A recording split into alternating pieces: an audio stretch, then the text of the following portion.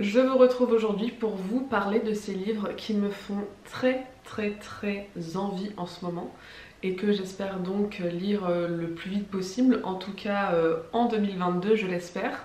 Je suis dans une grosse phase de fantasy, donc c'est ce qu'on va majoritairement retrouver dans cette vidéo aujourd'hui. Mais pas que, en tout cas c'est que des titres qui me font terriblement envie, et le problème c'est que je n'en ai que 2 sur 8 en tout. Donc je vais d'abord lire ce que j'ai, mais ensuite j'aimerais bien m'atteler à toutes ces lectures qui me font de l'œil et auxquelles je pense jour et nuit en fait. Ce genre de vidéo c'est un petit peu le grand classique en début d'année. Tout le monde ou presque fait son top flop de l'année précédente, et puis ensuite tout le monde ou presque fait sa petite wishlist, liste d'envie ou pile à lire pour l'année à venir. Voilà, je ne déroge pas à la règle, mais même si c'est pas vraiment une pile à lire puisque j'ai pas tous ces livres, mais vous avez compris. Et je vous présente sans transition Nouveau Printemps de Robert Jordan, qui est le préquel de La Roue du Temps, dans lequel on va suivre, si je ne dis pas de bêtises, l'histoire de Moiraine dans sa jeunesse. J'ai pas lu le résumé, j'ai pas trop lu d'avis, donc j'en sais pas beaucoup plus, mais je me suis replongée dans La Roue du Temps. J'ai regardé la série, je suis en train de continuer la saga, je suis plongée en plein dans les livres en ce moment, mais vous verrez ça dans un prochain vlog. Et donc bien évidemment que j'ai prévu de continuer à lire La Roue du Temps en 2022, mais j'ai tout particulièrement envie de lire ce préquel parce que j'aime beaucoup le personnage de Moiraine et qu'il m'intrigue énormément, puisqu'au final on ne sait pas grand chose d'elle dans les livres, en tout cas là où j'en suis pour le moment. Et voilà, j'ai hâte de découvrir tout ça. Encore un titre qui a été complètement dicté parce que j'ai regardé sur Netflix la 2e saison qui est sortie en fin d'année. Il faut bien sûr que je continue Le Sorceleur d'Andrzej Sapkowski, et le prochain sur ma liste c'est Le Sang des Elfes, qui vient d'être adapté justement dans cette 2e saison. Le Sorceleur, je lis après avoir vu. Je pense que ça va pas trop durer parce que les saisons vont prendre plus de temps à arriver, quoique je lis aussi très lentement, donc ça se trouve ça va être kiff, mais j'ai tellement adoré cette 2e saison que je n'avais qu'une envie en fait, c'était prolonger le plaisir. Donc déjà de 1 j'avais envie de regarder la première saison que j'avais déjà vue 2 fois, enchaîner la 2e bien sûr, et continuer avec les bouquins. Voilà, j'en suis à ce stade d'obsession. Je suis amoureuse de Yennefer, j'adore ce personnage. En fait j'ai qu'une envie, c'est de me plonger dans les livres parce que je sais que ce sera plus dense, que ce sera plus foisonnant, qu'on aura plus de détails, que ça risque aussi de diverger de l'œuvre, j'allais dire cinématographique mais non, télévisée. Enfin bref, vous avez compris, je suis fan et j'ai envie de rester dans cet univers. On change un tout petit peu de registre puisque je vous parle de James Morrow, qui a été ma très bonne découverte de 2021 avec l'Arche de Darwin. Celui qui me fait le plus envie en ce moment dans toute sa bibliographie, c'est Le Dernier Chasseur de Sorcières. La spécialité de James Morrow, j'ai l'impression, c'est qu'il reprend des événements historiques ou bibliques, j'ai l'impression, et qu'il les twiste un petit peu. Il a par exemple écrit un bouquin qui s'appelle Hiroshima n'aura pas lieu, ou n'a pas eu lieu. Donc voilà, vous voyez le genre de choses qu'il peut faire. Et celui-ci me fait très envie puisqu'il se passe en 1688 et on va suivre Janet, qui est fille d'un célèbre chasseur de sorcières. Elle a 12 ans, elle est très attachée à sa tante Isobel, une passionnée de science qui a réussi à expliquer certains phénomènes naturels. Elle décide de défendre sa tante qui est justement accusée de sorcellerie, et elle tente de convaincre Newton de témoigner au procès d'Isobel. J'adore le fait que James Morrow, c'est ce qu'il a aussi fait dans l'Arche de Darwin, il mêle histoire, religion, spiritualité, science, et puis tout ça avec un petit côté féministe, puisque dans l'Arche de Darwin on suivait une héroïne. Ça a l'air super intéressant, non? Genre, est-ce que ce résumé vous fait pas trop envie. Et en plus de ça, j'adore la plume de James Morrow. J'ai vu que le roman était construit comme l'Arche de Darwin, c'est-à-dire qu'on a des titres de chapitres. Moi j'adore, c'est un peu à l'ancienne, en mode où il se passe ceci, cela, et où notre héroïne découvre que machin bidule. Ça c'est les titres des chapitres, j'aime trop. Et voilà, j'ai trop envie de retrouver ce style un peu pinçant, un peu dénonciateur. J'adore. Bon, clairement, les vidéos pile à lire, c'est vraiment pas les vidéos où j'ai l'impression que j'ai le plus de vocabulaire, hein, à part dire j'ai trop hâte, j'ai trop envie et j'adore. Mais bon, passons. On change complètement de registre puisque j'ai envie de lire le mémoire, l'autobiographie de Nadiya Hussain qui s'appelle Finding My Voice. Je ne sais pas si vous connaissez Nadiya Hussain, mais c'est une femme que personnellement j'adore. Je l'ai découverte sur Netflix parce qu'elle a 2 shows, À table avec Nadiya et Au fourneau avec Nadiya, il me semble. Donc comme vous l'aurez certainement compris, c'est une chef, une pâtissière, il me semble qu'elle présente aussi des émissions télévisées. Elle a notamment gagné The Great British Bake Off, qui est l'équivalent du meilleur pâtissier au Royaume-Uni. C'était il y a quelques années déjà, elle est devenue très connue grâce à ça. Elle a fait le gâteau d'anniversaire de la reine d'Angleterre, s'il vous plaît. Bon, voilà, sa carrière est bien établie, elle est très connue outre-Manche, et moi, comme je vous le disais, donc je l'ai découverte avec ses shows sur Netflix.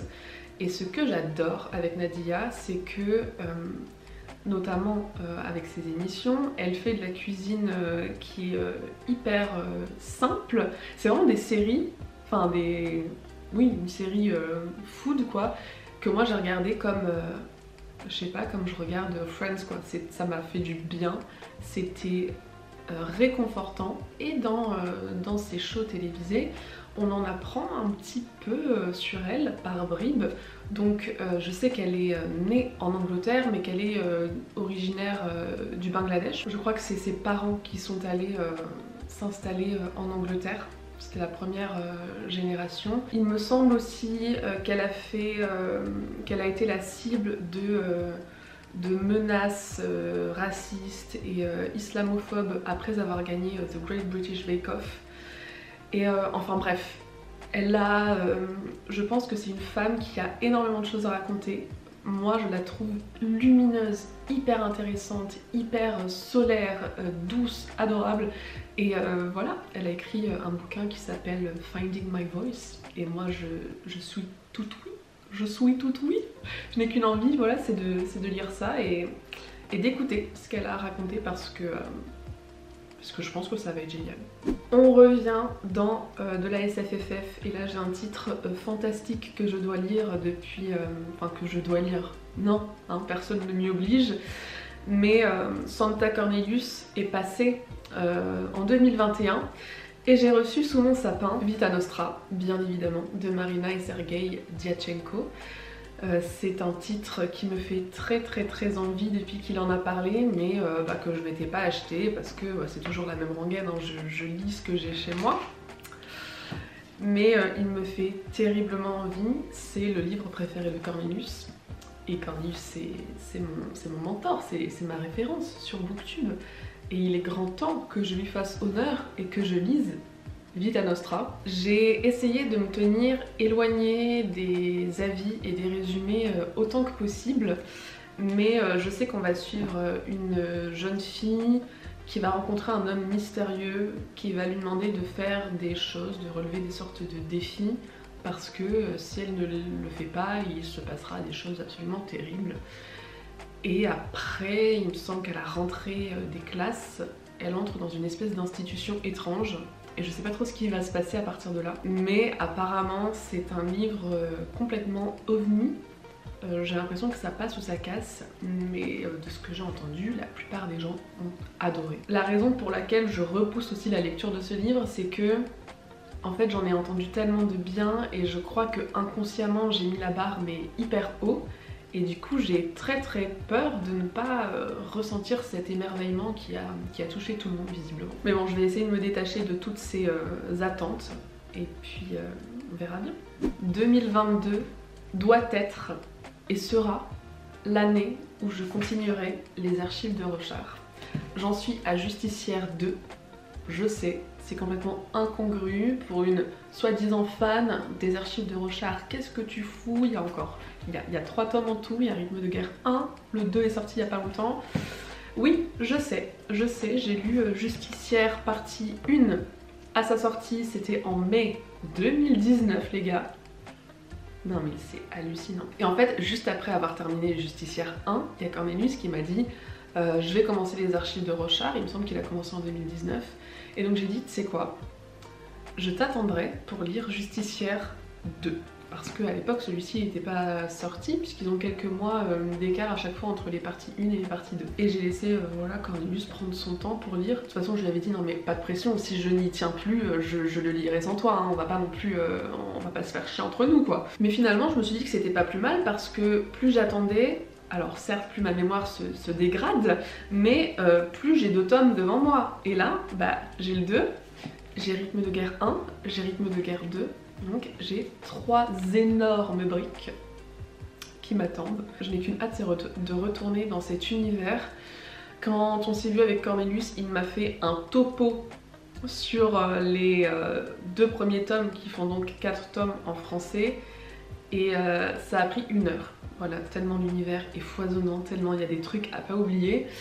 Je pense que d'ici à ce qu'on lise Justicière 2, j'aurais déjà oublié son résumé. Mais bon, vous savez que les archives de Rochard, c'est une de mes sagas préférées au monde, si ce n'est la saga que je préfère entre toutes. Et là, il est grand temps d'arrêter de tergiverser et de continuer.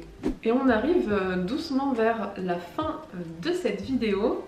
Quand je suis allée aux Utopiales, j'ai vu les nouvelles éditions magnifiques du Silmarillion de Tolkien. Et il faut absolument que je dise tout ça, surtout que je me suis refait dernièrement le Seigneur des Anneaux, les 3 en version longue. Là je suis en train de revoir Bilbo le Hobbit aussi, et je me dis waouh, mais il y a tellement de trucs en fait dans cet univers. Et au final, je n'ai lu que Le Seigneur des Anneaux et Bilbo le Hobbit. Et en fait, je sais qu'il y a plein de choses que j'ignore encore de tout l'univers de Tolkien et de la Terre du Milieu. Et ben franchement, j'ai qu'une envie, c'est de tout dévorer et de commencer notamment par le Silmarillion. De toute façon, je pense que ça regroupe tout en fait. C'est le but. Peut-être que je me trompe, je sais pas trop. Mais ça a l'air absolument génial. Je pense que c'est le genre de livre un peu, tu vois, de table de nuit, que limite si tu mets des mois à le lire, c'est pas très grave. Un petit peu par-ci, un petit peu par-là, c'est une bible. Hein. C'est clairement la bible de la Terre du Milieu. Donc je vais pas me mettre la pression en mode je commence et je termine et entre temps je ne lis rien d'autre. Je pense pas que ça fonctionnera comme ça pour moi. Mais en ce moment c'est abusé. J'ai regardé La Roue du Temps, donc j'étais à fond dedans. J'ai regardé Le Sorceleur, donc j'étais à fond dedans. Et j'ai regardé Le Seigneur des Anneaux. Je sais pas comment mon cerveau fait pour réussir à tout compartimenter, mais visiblement ça marche. Et pour terminer, j'ai envie de vous parler de la Queen N.K. Jemisin, Jeunesse de la Cité, The City We Became, que je compte lire en anglais parce que j'ai lu N.K. Jemisin en anglais et que du coup j'ai envie de continuer comme ça. Je sais que son style est plutôt difficile, même en français, donc pareil, je pense que je vais prendre mon temps pour le lire celui-ci. Je sais que c'est complètement barré, mais j'adore N.K. Jemisin en tant qu'autrice et en tant que femme aussi, en tant que personne. Je la trouve extrêmement intéressante, inspirante. Je suis fan aussi des livres de la Terre fracturée, même s'il me reste encore le dernier tome à lire, mais j'arrive pas à franchir ce cap parce que déjà j'ai un peu oublié ce qui se passait dans les... pas dans les 2 premiers, mais en tout cas dans le 2e tome. Et puis j'ai peur je sais pas, j'ai peur de mettre un terme à cette série, j'ai peur d'être dévastée. Connaissant Jemisin, elle ne va pas nous épargner. Et bref, revenons-en à nos moutons. The City We Became, c'est une histoire qui se passe à New York et je sais pas grand chose de plus. Je sais que c'est une histoire où les villes sont personnifiées, il me semble, et où il va se passer des choses étranges. Je pense qu'il y a une histoire de créatures un petit peu Lovecraftienne, et c'est ça qui est très intéressant aussi, je pense, c'est que on sait tous et toutes, je pense, en tout cas j'espère, que Lovecraft était notoirement raciste, et je trouve ça génial de voir aujourd'hui des gens, des auteurs, des autrices et des œuvres qui arrive à reprendre des éléments de l'œuvre de Lovecraft, qui a quand même laissé une postérité incroyable pour la littérature fantastique, horrifique et de science-fiction, etc. Ça on ne peut pas le nier, mais qui, je fais trop ma meuf bilingue, je trouve pas les mots en français, qui acknowledge le fait que c'était un connard raciste et qui du coup twist un petit peu. Notamment j'avais lu il y a quelques années Providence, le comics de Alan Moore et qui d'autre? Je ne me souviens plus, je suis désolée, mais pareil c'était complètement inspiré de Lovecraft, sauf qu'on avait un personnage principal juif et gay, donc coucou le petit pied de nez. Et puis là voilà on a N.K. Jemisin qui reprend pareil un petit peu les mythes Lovecraftiens, et on sait pertinemment que dans l'œuvre de Jemisin on va retrouver des personnages racisés, des personnages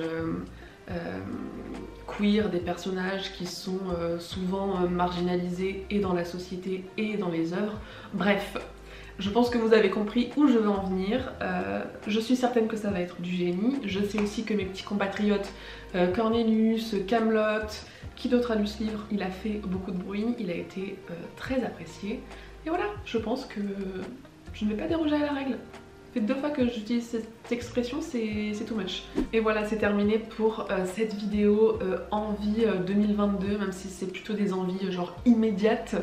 J'espère que ça vous aura plu. N'hésitez pas à me dire, bien sûr, si vous avez déjà lu certains de ces titres, parce que je suis curieuse de connaître vos avis. Attention, si vous me parlez des archives de Rorschach, je vous ai dit où j'en étais. Je sais pas parler aujourd'hui. Je vous ai dit où j'en étais. Ne me spoilez pas.